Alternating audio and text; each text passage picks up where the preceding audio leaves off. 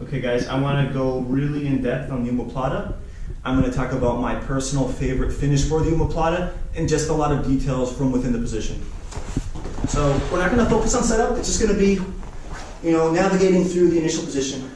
Now the first and most important thing to know, doesn't matter the setup, I get to an omoplata, the first thing I want to do is I want to raise my hand up high like this and keep it tight to his hip.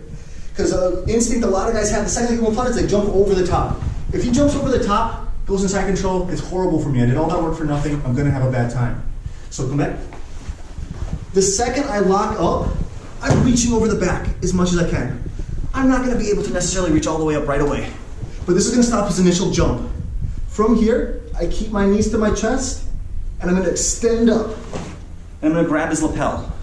Now at this point, I can relax, I can breathe, I can think about life. This is a time, so long as I'm not down on points, circumstances like that, where I can just really take my sweet time, which is a mistake I feel a lot of people don't make from the omoplata, or that they'll try to attack so much, they're so frantic, they lose the position.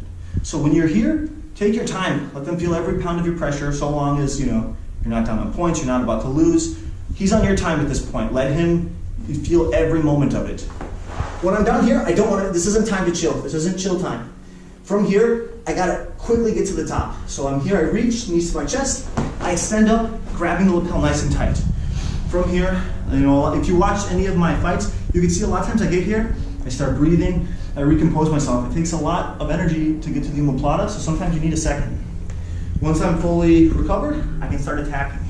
Now from here, if you start to posture up, I'm just gonna kick him back down and just control him. Just really take my time. I'm gonna cook him from this position. And when I'm ready to go, I'm going to take my foot that's figure four, and I bring it right behind my heel to my butt. Now I'm going to bear all of my weight towards this shoulder here. From here, I tuck my heel underneath my butt so I'm nice and spring-loaded. Now from this position, I go 4 fingers in the lapel, and I'm going to forward roll over the top to the crucifix position. Just like this.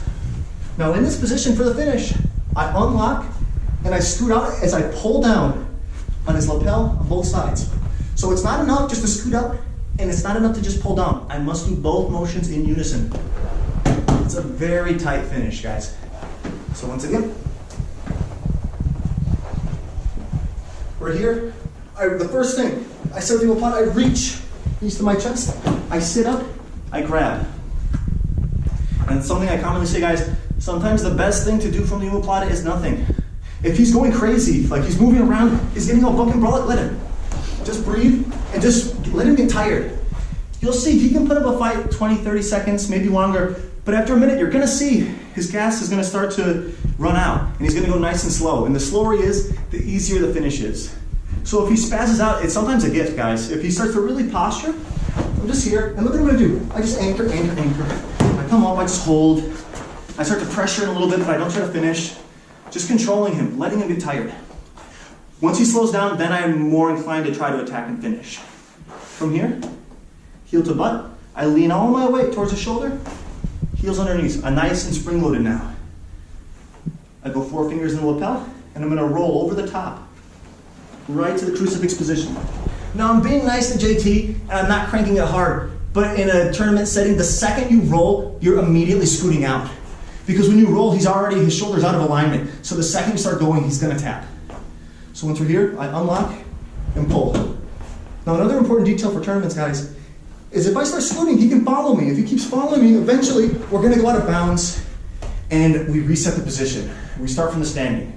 Now I get 2 points for this, but I'm losing such a good position. I'd much rather have the omoplata than the 2 points. So in order to avoid going out of bounds, instead of scooting straight towards an edge, I'm going to start rotating in a circular motion, so at no point am I in danger of going out of bounds.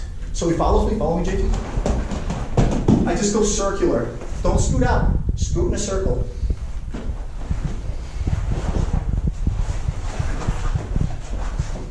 So again, I reach, knees to chest, controlling him. If he's getting all buck and brolic, just move. He's going to blow his wad out quickly.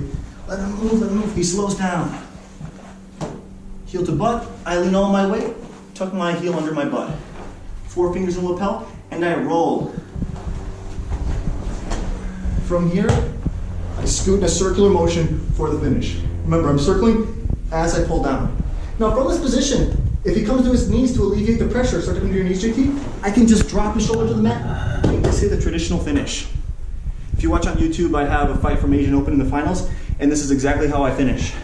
I start in the crucifix, I go to crank, he comes to his knees, and you can finish right here. Very tight position, guys.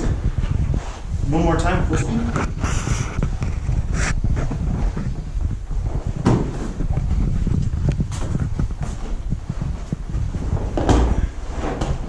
Come to your knees.